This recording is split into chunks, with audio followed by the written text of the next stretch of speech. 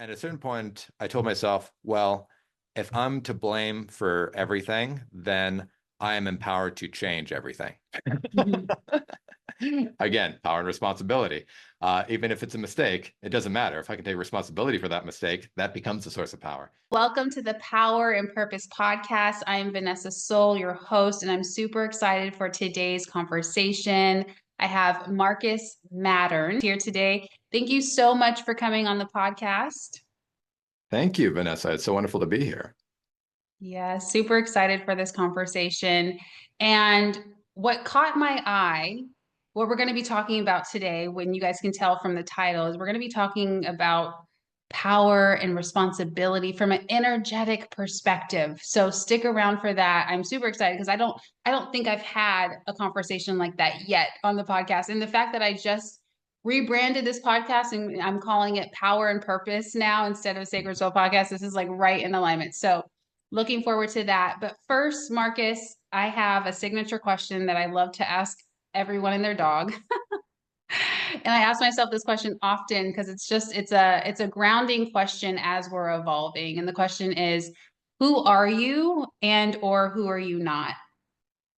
Wonderful. So my name is Marcus Mattern. I teach ceremonial magic and inner alchemy to help people become the rulers of their world. And my purpose is to use all of the tools that I've developed through magic to help my clients and everybody that I work with and speak to really develop their own power and their sense of their own divinity, and to start to express what unique contribution that they have to make to this wonderful collective being we all are, and to find inspiration and motivation and purpose, and to really work through all of the blockages, all of the doubts, all of the things that have been holding them back, whether that's past traumas, current situations and difficulties, and really start to tap into what is my purpose here? What is my true will?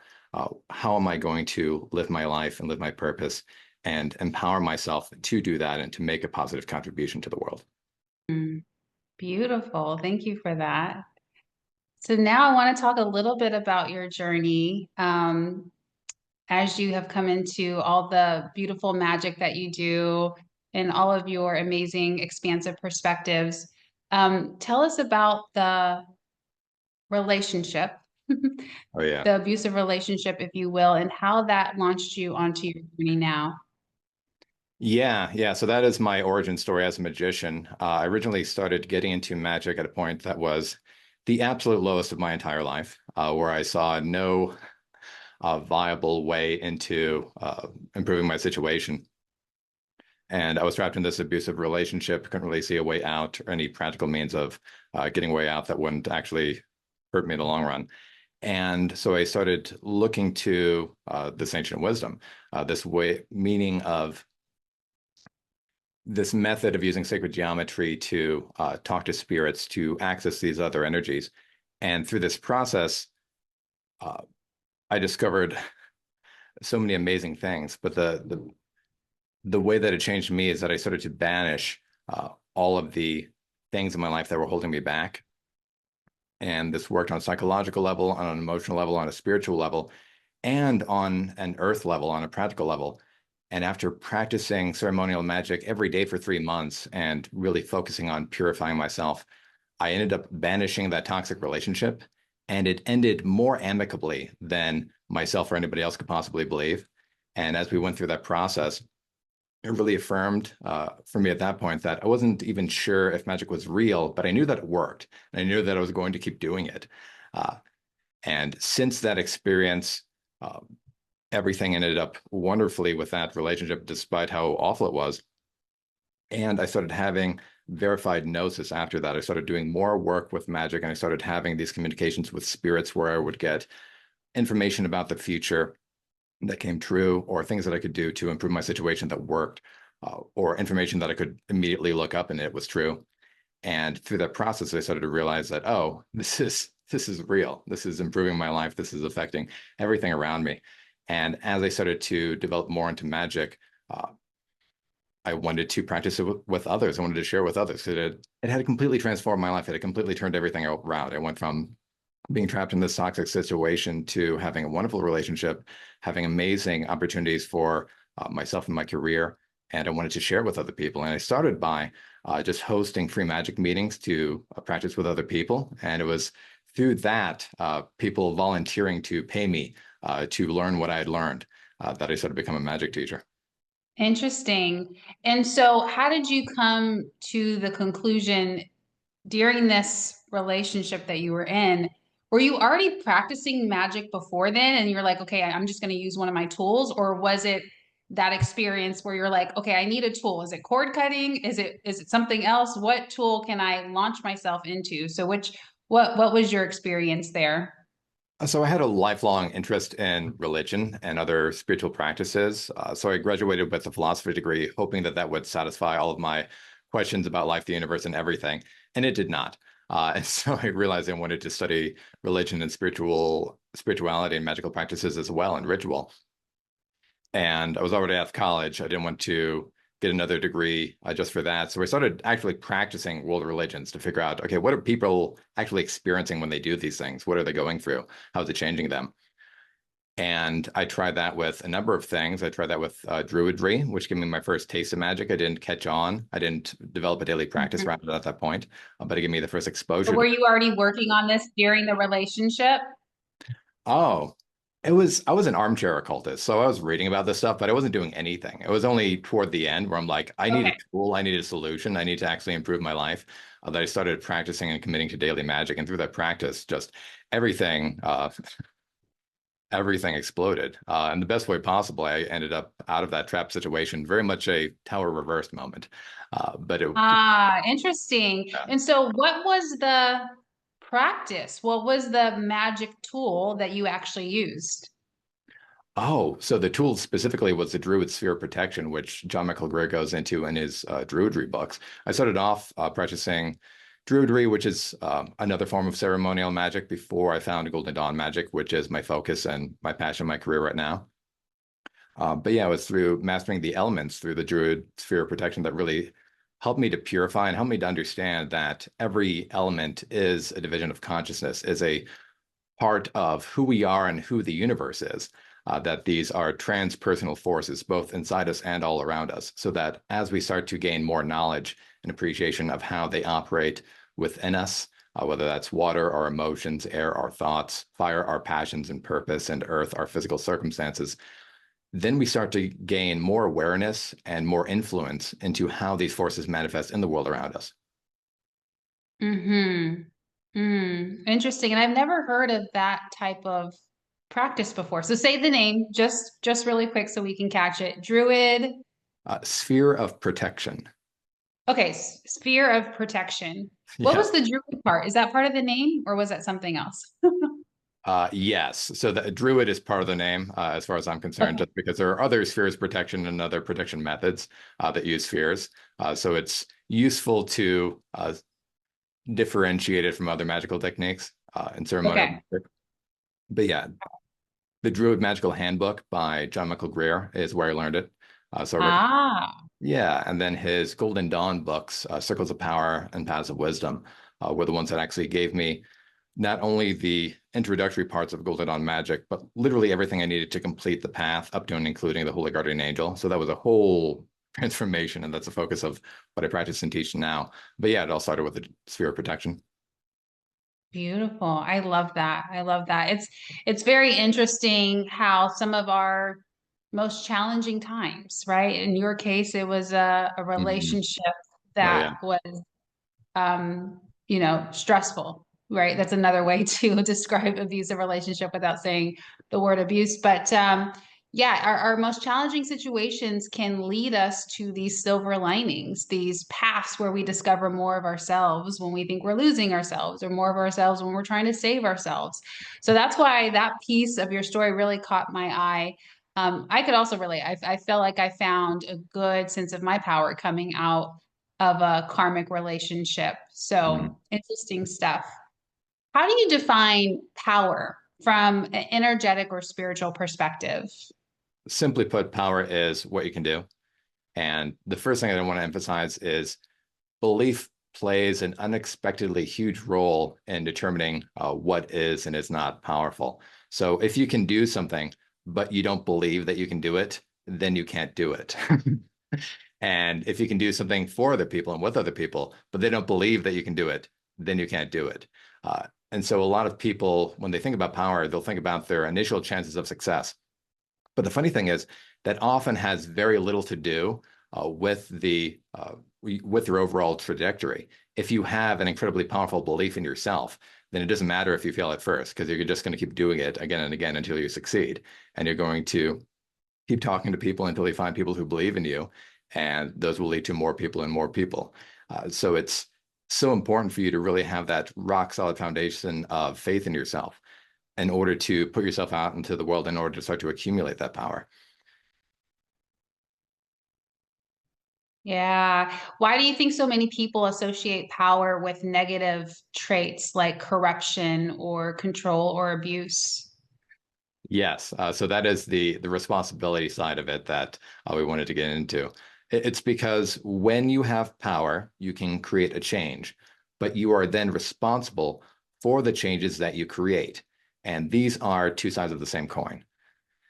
Uh, so if you're going to create a change, you need to be able to take responsibility for it. If you hide from the responsibility for it, which unfortunately so many people do these days, then you're ultimately abdicating your power. You're saying like, oh, that wasn't me.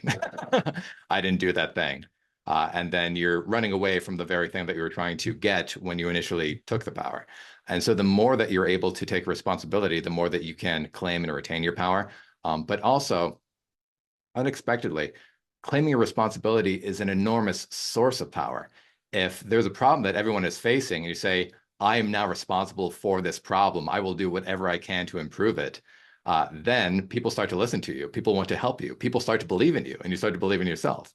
And so that is the place where responsibility itself can actually become a tremendous source of power. And people are afraid of power, or they resent those with power because of this responsibility piece, because they don't want to take responsibility themselves, or they see other people shirking their responsibilities and they resent them.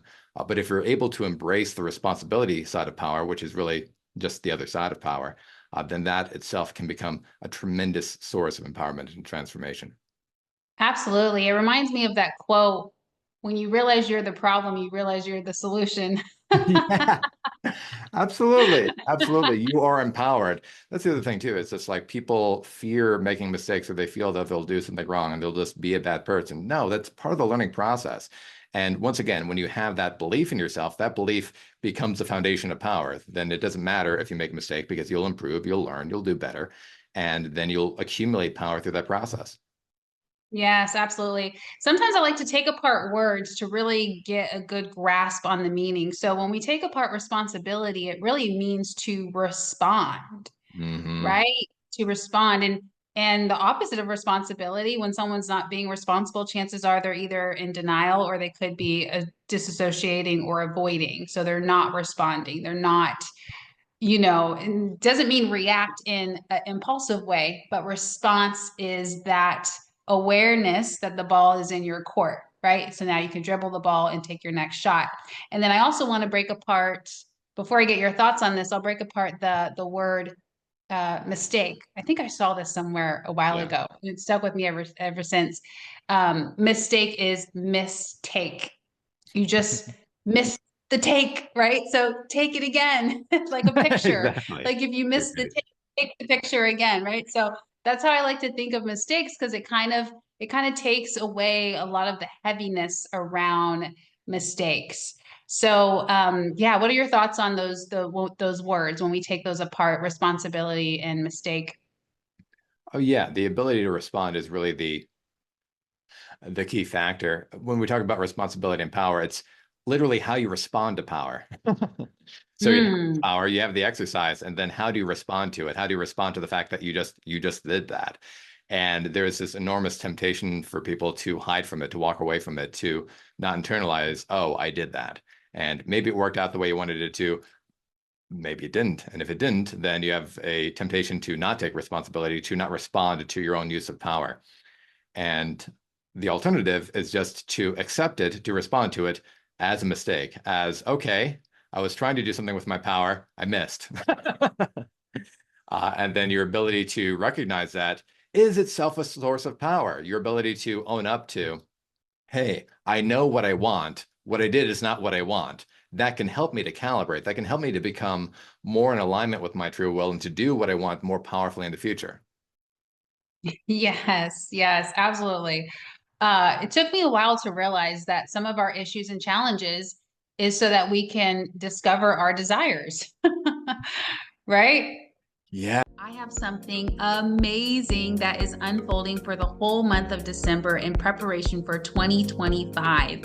And that is my brand new container, Astro Aligned Business Bootcamp. It's a business bootcamp with one-on-one support, community support, and a full online self-paced course, all bundled together in one monthly membership. Again, I am launching this for the first time ever in December 2024. In preparation, it's going to be happening all year long for 2025.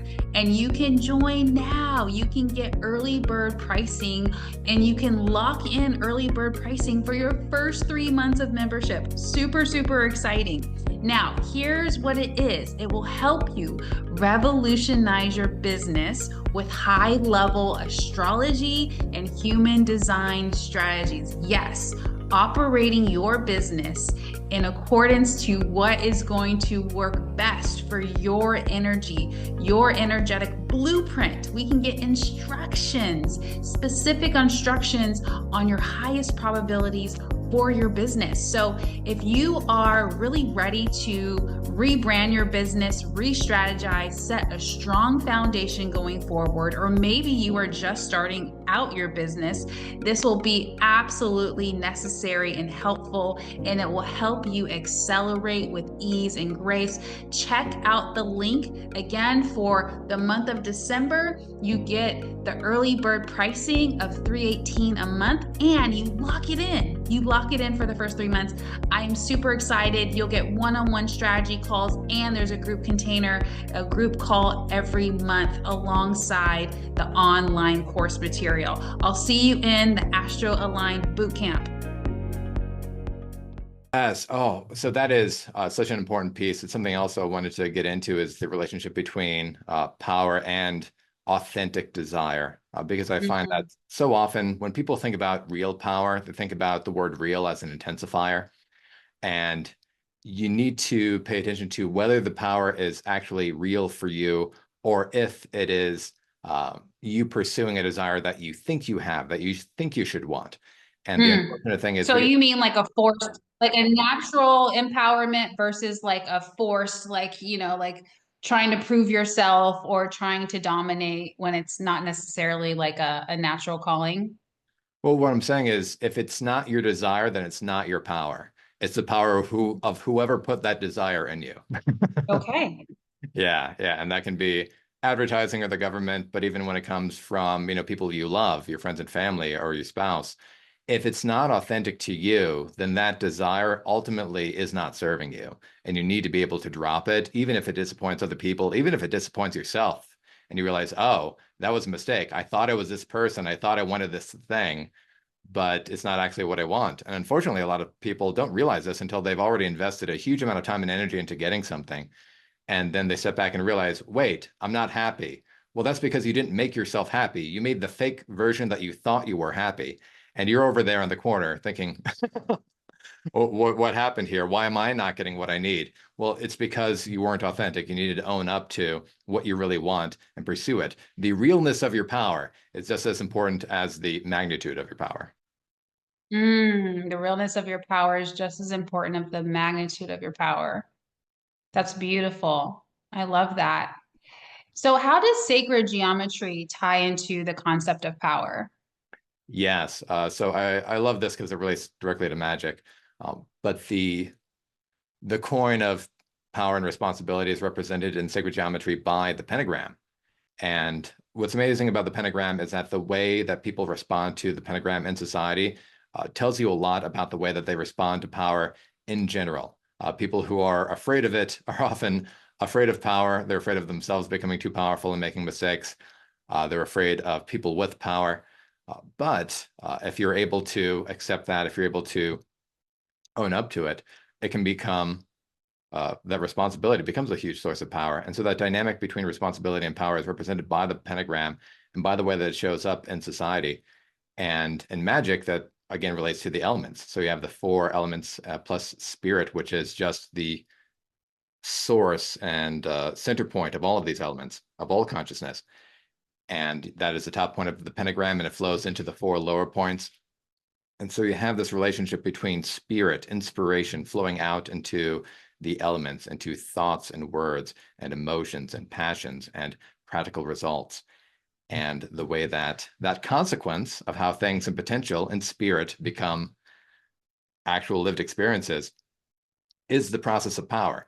It's a process of creating change. And then on the flip side, it's a process of looking at the changes created and thinking, oh, does that actually line up with our intentions? Does that actually line up with the spiritual purpose that we're trying to follow? And again, when you don't have any judgment around that, it becomes a recalibration process. You go, oh, I missed. I need to do better in the future. And that actually becomes a source of empowerment. But again, people who don't like that, who identify too strongly with the consequences of their uses of power, are going to be afraid of the pentagram. People who are able to take responsibility for it are going to have much more affinity for it. Interesting. And what does the pentagram look like for everyone? Oh, so it's a five-pointed star. So if you've ever drawn a star in school, usually the easiest way to draw is to trace a shape. Typically, I think you are drawing an invoking earth pentagram. So the ways that you trace the pentagram relate to specific elements and whether you are banishing that element or invoking that element. So the way you draw it makes a difference, but it's just a set of 5 lines that create a star. Okay. Does it have the circle around the star, or is that not the pentagram? Oh, it can. So properly speaking, that's called a pentacle. And the Okay. reason for the circle is because the circle represents spirit. So it's bounding something within a world, within within a universe, within a realm of experience. And so whenever you have something circled, you're concentrating on that and you're temporarily forgetting everything outside of it. This is why when you enter into a story or you play a game, it's literally called entering the magic circle, because everything within that circle becomes intensified and the point of focus, and everything outside of the circle is temporarily forgotten, temporarily suspended. Mm, that's fascinating. And Yeah, I like that the circle actually represents the spirit aspect. That's really cool. totally. And something that I really like to emphasize with power as well is the idea that coming together with people is a tremendous source of power. The more that we can find common ground, the more that we can join forces with other people, the more powerful we become. The set of all of us is always going to be more powerful than any of us. And the sacred geometry that best communicates that concept is the Pisca Piscis. You may see it or recognize it as a Venn diagram. It's these two overlapping circles. And it's a wonderful guide to how to relate to other people. Because if you're trying to have a perfect circle with somebody, live in the completely same world as another person, you're going to be disappointed because we're all different. But if you focus on the overlap, that overlap can grow and can flourish. And if you focus on the Mm. differences, those will grow and tensions will be the things that grow. And so the way to relate to people is to find that point of overlap. That's how you can join forces. And if you're able to, again, the circle is a focusing element, ignore the things that you differ on and really focus on the points of most essential alliance, then you can work together on those points and achieve amazing results. And if you make that your basis of relating to everybody and you ignore the people that want to fight you, then you're just continually adding to your power, accumulating momentum, building more and more people in your network that can help you to achieve whatever you want to achieve. Mm, very interesting. And let's talk about power struggles. What's Mhm. the energetic perspective behind a power struggle that's happening, whether it might be a romantic relationship, a work relationship?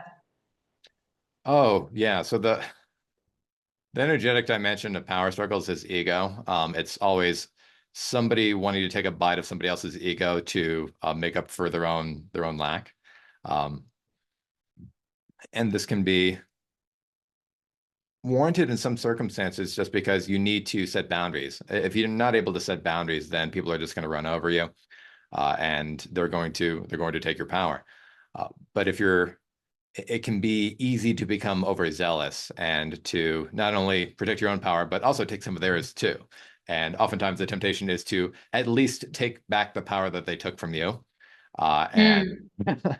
your ability to estimate that is not great. It is very likely to be biased in your favor. And it's very often the case. I talk about it as choosing Saturn before Mars. I try to banish and limit and set boundaries with people before I fight with them. The more that I can focus on just deleting somebody from my existence if they're really not listening to my boundaries, then even if I'm at some kind of a deficit or perceived deficit where they got some of my power, I don't care because that person is no longer part of my world, and that helps me to recalibrate. Yeah, that helps me to Right. recalibrate and refocus. Mm-hmm. Right, right. Oh my God, so interesting. So I wasn't going to say this, but I have to say it because it's on my mind. So it was just the other day a spiritual influencer was commenting on one of my posts, and there was like I could feel there was like this pull for me to like this power, this potential power struggle. It wasn't Uh-huh. really active yet because I wasn't participating. I was just like reading comments like, what is going on? And I just took a step back and I was like, I have no idea what's happening. Right. And then I just didn't participate. It was in it like I wasn't hurt by it. I wasn't triggered Mm-hmm. by it. Mm-hmm. The only reason why it came up in my mind now is just I could feel I was able to recognize the potential for a power struggle in that moment. But luckily, my ego was like, boundary, block, block the Yes. person. Okay, they're gone. Great, let's move on. Right. So that's a good example of boundaries. Oh, absolutely, absolutely. And people get caught into these power struggles where it's hell and they don't like it. And they're like constantly fighting and they're constantly worried and anxious and on guard. And you just don't have to do that. You're choosing to be part of that dynamic. You're feeding into it. Yes. Yeah. Yes. And so that brings me to another theme here. Um, for those of us who do get into really challenging relationships that are destabilizing, that are stressful, some people like to call them toxic. I don't like to call them toxic, but I say it here because people know what I'm talking about, or an abusive relationship. Hmm. And oftentimes, we talk about the person who was causing a lot of the stress or the chaos because maybe they were, exhibiting behaviors of abuse or, they were in that power struggle mode.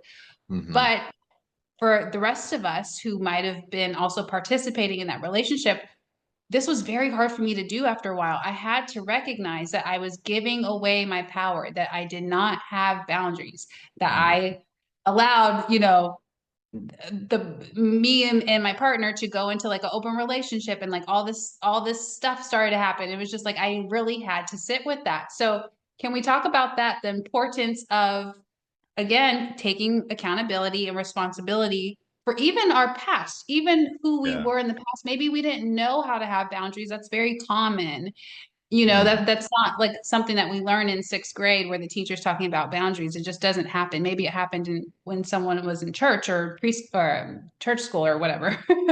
Sunday Yeah. school. That's what I was trying to say. So what are your thoughts on that? Accountability, responsibility for those of us who might have been victims or on the other receiving end of abusive relationships. Yeah, I think that resentment is the single greatest power suck you can possibly experience because when you're resentful of something, you're not able to take responsibility for it. You're not able to acknowledge it. You're not able to incorporate it. And unfortunately, our resentments become our identities. If we are the victim of someone, then that becomes who we are. And the more Right. that we can, take the emphasis away from what other people are doing to us and keep the emphasis, the circle on, okay, what am I doing for myself? What am I not doing for myself? That's so incredibly important. And sometimes they can also mean admitting that you are stubborn and you sometimes have to suffer before you'll learn a lesson. And this is where I have a lot of compassion for myself that, I stayed in an abusive relationship for 10 years, so long, so incredibly long. And at the same time, once I learned how to fully stand up for myself without putting her down at all, the relationship Mm. ended within 24 hours. That was so remarkable to me. Yeah, and underscoring that this was a spiritual lesson given to me given for me. This was Right. exactly what I needed to learn to excel, to succeed. And the more that I study spirituality, the more I start to experience gratitude. And that's a flip side of resentment. Once you work through the resentment, on the other side of it is gratitude, is appreciation. And what's amazing, what I found with alchemy, is that you can experience gratitude for literally anything. Because even the worst things in the world often help us to recalibrate, or often exactly what we need. And how do we know they're what we needed? Because they happened. And because they are now our past, and there's nothing else we can do about them except accept them and move from them and grow from them. But when you're able to grow and learn from and appreciate all your lessons, then you stop even feeling resentment for the other people. Like I don't even feel any resentment towards my ex because I chose for her to be in my life. I chose to stay with her that entire time. When I was ready to get out of it, I chose not to take any of her bullshit anymore. And that ultimately led to the end of the relationship. And so I was never powerless. And I think that's an essential part of this, is that Yeah. a lot of times we want to make ourselves believe that we are powerless because we're afraid of the responsibility. We're afraid of Mhm. admitting what we've done to ourselves and what we've done to others. And when we're not afraid of that anymore, then we can have gratitude and responsibility and power and happiness. Yes, absolutely. And that radical responsibility, I think it will eradicate the resentment and the judgment that you might have had towards the other person, because then you're like, okay, the ball's in my court. Like, yes, this is what happened, this was the experience, this is what they did. But either I signed up for it, if you want to go that route. There's so many different angles you could take this, or I was learning and I needed to learn in that particular way. That lesson was required in order for me to learn those lessons, right? So, so many different ways that you could think of it to accept it and own it and move forward. Yeah, and I know sometimes people struggle with radical responsibility, but once you understand that on the flip side of it is radical power, then it's a Yes. lot easier to accept. Like, oh, if I take responsibility for literally all of my life circumstances, then I'm opening up to the potential of power over all of my life circumstances because I'm no longer ceding ground at any point. I'm admitting that in some way, shape, or form, I chose this for my benefit. Once I figure out how, then I can learn from it. Once I learn from it, then I'll have all those lessons to empower me to make better decisions and create the world and the life that I want in the future. Yes, absolutely. I want to share something with you. I don't know if this is going to be interesting or funny to you, but there's a book that I read when I was coming out of my challenging relationship that I've been talking about.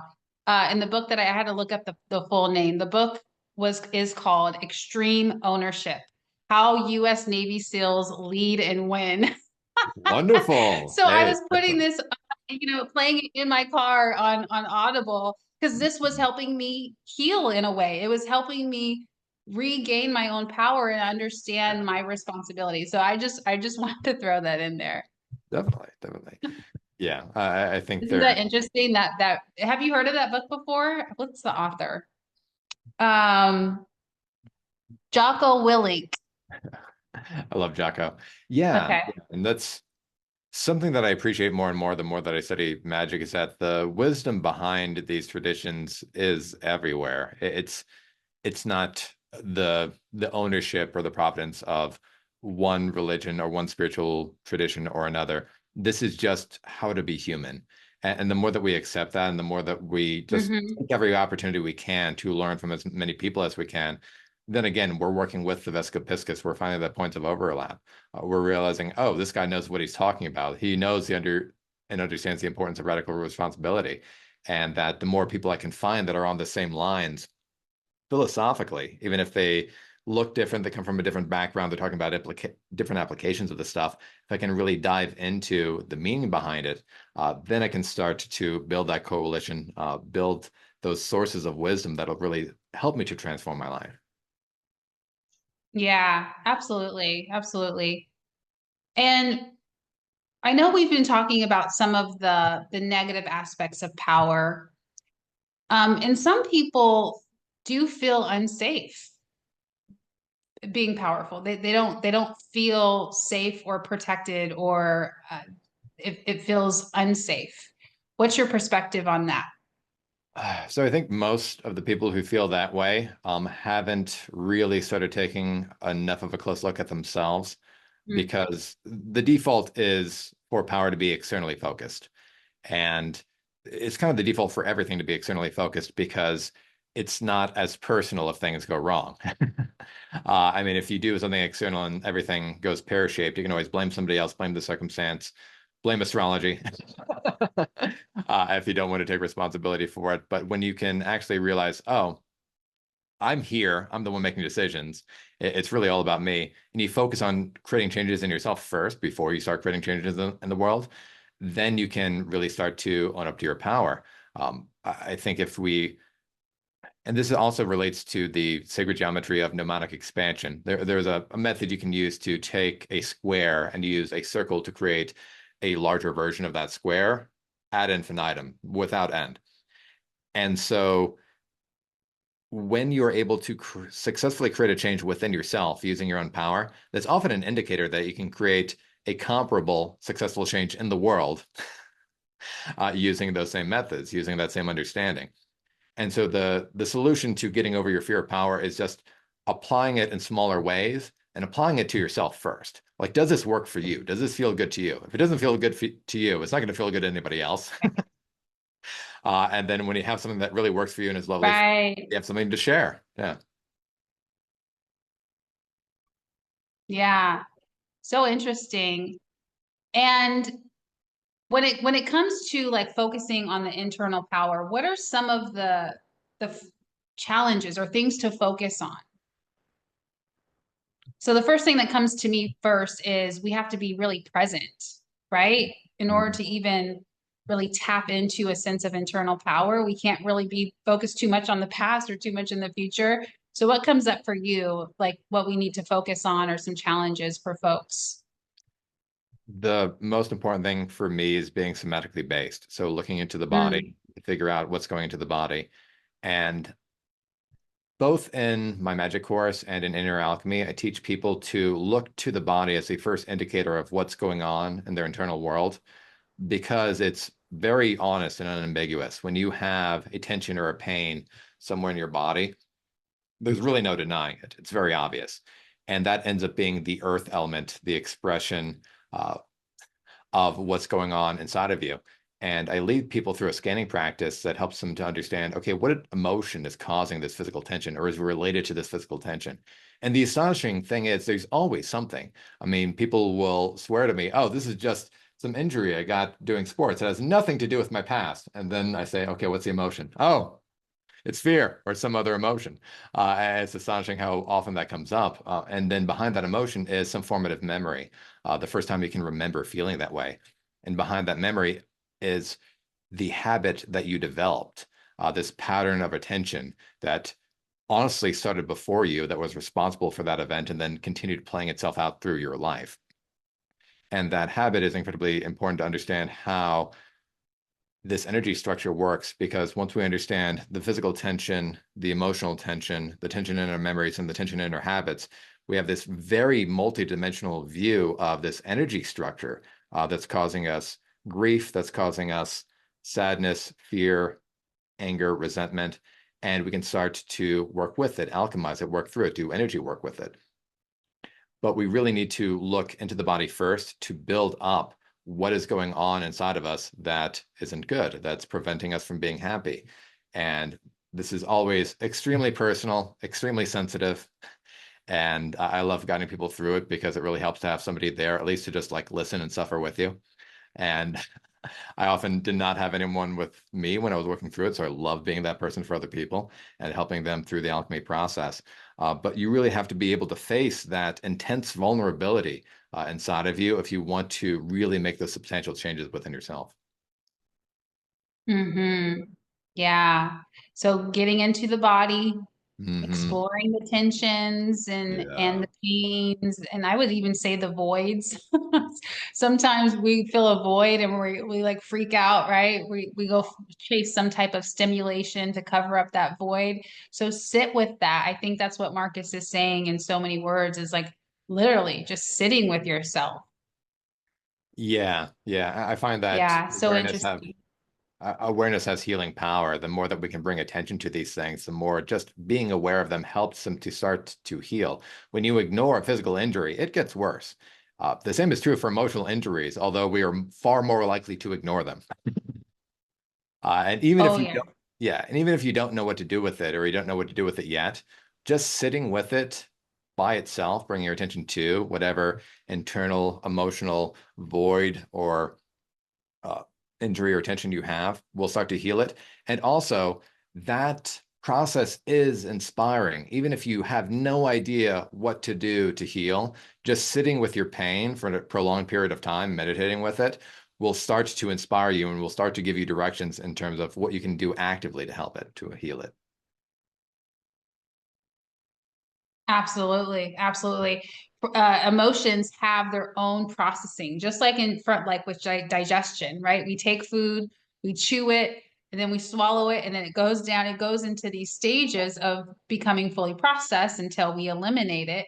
And emotions are like that, except we intervene, right? We kind of get stuck. We stop the digestion process emotionally from happening because we're like, ooh, I don't want to feel shame. Ooh, I don't want to feel fear. Oh my God. Mhm. So we kind of block it in a sense. But yeah, you're right. If you sit with it, something else will come next. Inspiration will come next. Something will come next. Absolutely. Yeah, to me, that's also accepting the animal of your body. I have a friend, Ben Rea, who talks a lot about our animal nature, about how, a bear does not feel shame. They never hesitate to express all of their emotions. Right. Yeah, and so our animals are incredibly talented at moving through traumas and emotional difficulties, whereas we are more evolved in some ways, but we've lost a lot when it comes to having that ease of emotion that allows us to move through all of these difficulties. Right. Right. Right. Yeah. Yeah. Animals shake it off. Yes, exactly. We hold on to it and lock it and put stuff on top of it. But yeah, absolutely. Like that's a good reminder. I love that, Marcus. Coming back to those some of those primal I don't know if we want to call them instincts, but just those primal ways of being. And that's another sense of ownership if you think about it. It's just Totally. like whatever you could feel shameful about, you're like, yeah, that happened. I don't, I learned my lesson. Not going to do that again. But do I feel shame? Nope. It's hard to do that with something tangible. But there's a lot of emotional maturity and emotional evolution when you can do that. So that's amazing. Yeah, it's so important, again, to tap into that authentic desire as a source of your power. Like maybe what you need to do at this moment is scream or cry or punch a pillow or There you express go. yourself. And if you had a parents or a family or a spouse that prevented you from expressing yourself authentically and emotionally, then that can really trap you from figuring out what are you really feeling and what you really want. But when you're able to carve out a space for yourself to be who you really are, to sit with all of your real feelings, then you're starting to uncover beyond the programming and beyond the false desires into who you really are and what you really want. And that is the source of real power. Yes. Yes. The source of real power is who you are. And what was the second part? What you want. And what you want. Yes. Right. Yeah. Right. Yeah. Yes. Amazing. Yeah. And we hide from So it so what advice do you have for someone? Go ahead.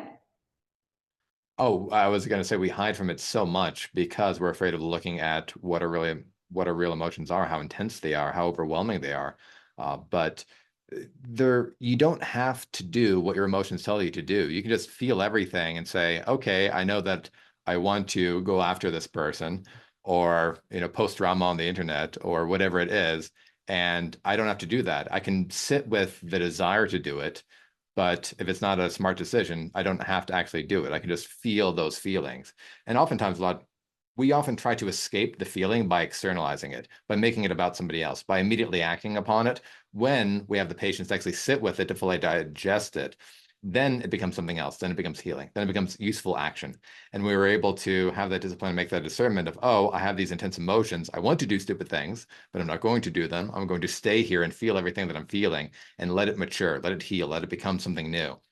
Then we start to gain a deeper appreciation of, again, who we really are and what we really want. Absolutely. What advice do you have for someone who wants to shift their mindset from seeing responsibility as a burden to embracing it as a source of freedom and empowerment? Oh, wow. Yeah. This is something that really changed everything for me when I was in an abusive relationship, is that my spouse just blamed me for everything. And at a certain point, I told myself, well, if I'm to blame for everything, then I am empowered to change everything. Mhm. Again, power and responsibility. Even if it's a mistake, it doesn't matter. If I can take responsibility for that mistake, that becomes a source of power. And so I started to really focus on the things that I could control and then what I was actually doing.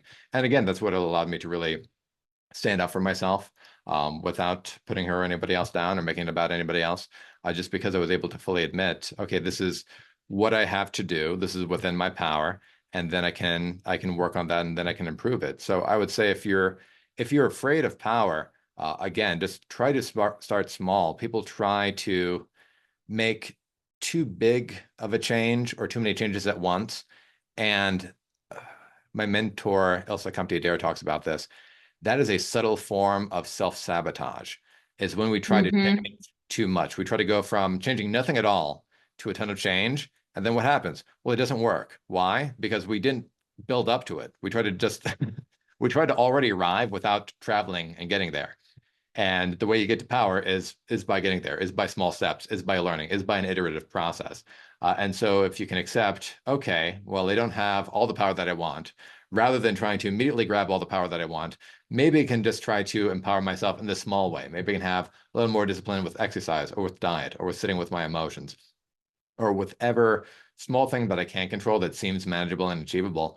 And the second part of that is iterating on the process. So if that ends up being too much, break it down, do something even smaller. And a lot of times that can be humiliating. And a lot of times when people drop habits, especially, I'm trying to teach people to do daily magic and to do daily alchemy practices. When they do something, when they reach a high level of performance, they want to stay at that high level of performance forever and only ever go up. And that's just not sustainable. At a certain point, we all go up and down. We all get sick. Mhm. All these different things happen. And a lot of times people refuse to go from wherever they're at to a lower level of performance, even if that's more achievable. And so they just drop the habit entirely. But when you can break it down into smaller pieces and say, okay, I can't make all the changes that I want, but I can make this tiny change. And again, being able to break that down into even smaller changes when you need to, then you can start to accumulate. It goes back to that idea of mnemonic expansion. When you can create that tiny change, then you can create the next larger change and the next larger change and the next larger change. When you try to go from very small scale or no scale at all to a very large scale, that's when you end up sabotaging yourself. Mm. Yeah. Really interesting point, because I was also going to bring up overwhelm, because as a healer and a coach for the last 3 years, it's not the culprit, but sometimes the emotion that is haunting the person, that keeps them from even being able to see responsibility or see empowerment as an option is overwhelm.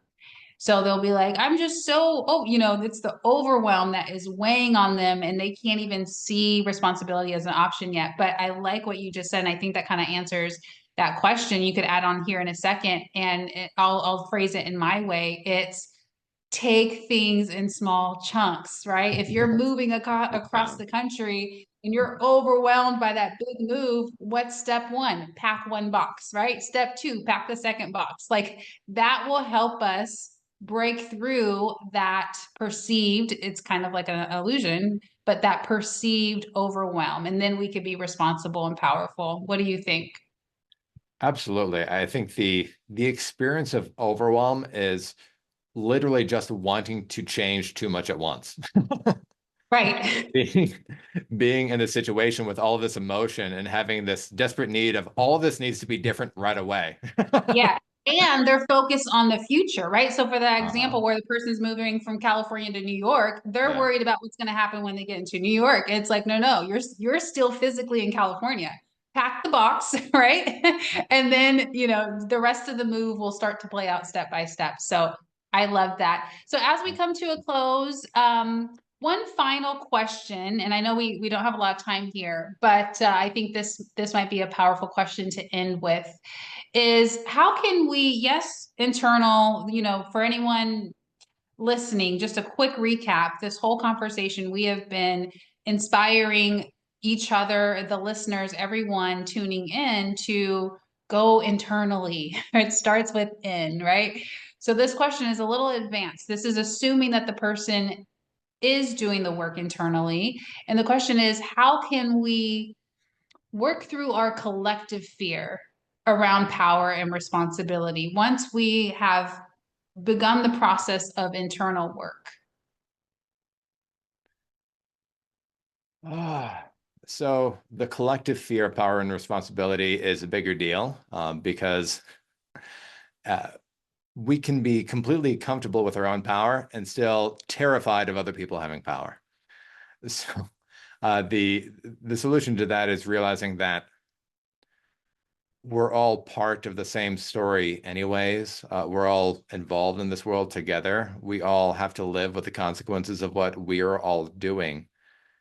And so when you stop playing this game of competitive power of, in order for me to win, somebody else has to lose, then you can really start to grasp this idea of collective power. And it's such a big mental shift because so much of our power is competitive, because so many of the times when we try to exercise our power, it's other people blocking us or other people creating difficulties or challenges for us. And so that collective sense of power is really primordially and personally terrifying. But again, if we can just focus on the small scale of not uniting all of humanity and saving the entire world, but what if I can find like one friend, one ally, one person to start with? And Yeah. the amazing thing is that we start to form molecules through that process. So if enough of us are doing it, we'll form a network of people that we can work with and get along with. And then they'll be able to connect with people that we could never connect with. And Right. when we start to branch out and find these places of shared power, this can expand and we can start to form these large coalitions. And there is a possibility of saving the world. There is a possibility of uniting humanity. But it doesn't work by doing it all at once. It doesn't work by one person saving everyone. It doesn't work by dissolving everybody back into believing the same thing or wanting the same thing, because we're all different. Like none of that will ever be authentic. We have to accept who we really are and what we really want. But when we're able to relate to and branch out to as many people as possible, if we're all doing that, then we can form these really broad coalitions of shared power. And the more we can become comfortable and trust in these networks of shared power, the more powerful we will all become. So powerful. This has been an amazing conversation, Marcus. Thank you so much. Can you give us a quick website link or Instagram handle where people can find you? Yes, the website is marcusmattern.com. I am at Marcus Mattern on Instagram. I'm Marcus Mattern Alchemy on Facebook. And any of those places you can get in touch with me, book a session with me, start to explore how magic can change your life. Yes, absolutely. And if you follow him on Facebook, you'll be inspired by his content, probably just as much as I was. Thank you, Marcus. Have a great day, everyone. Namaste. Hey, Tribe, thank you so much for tuning in to today's podcast. I can't wait to share next week's podcast episode with you. Now, to stay up to date, go to the link for the Power and Podcast website. Sign up for the newsletter so you can actually get on our newsletter and you'll get monthly emails about our podcast episodes ahead of time. So you'll get to see which episodes are planned out for the whole entire month, so that way you know when to tune in. So check out the Power and Podcast website. You could sign up for the newsletter to sign up for those updates, or maybe you just go to the website and check out all the episodes that are highlighted there. Thanks again. Have an amazing, inspiring day.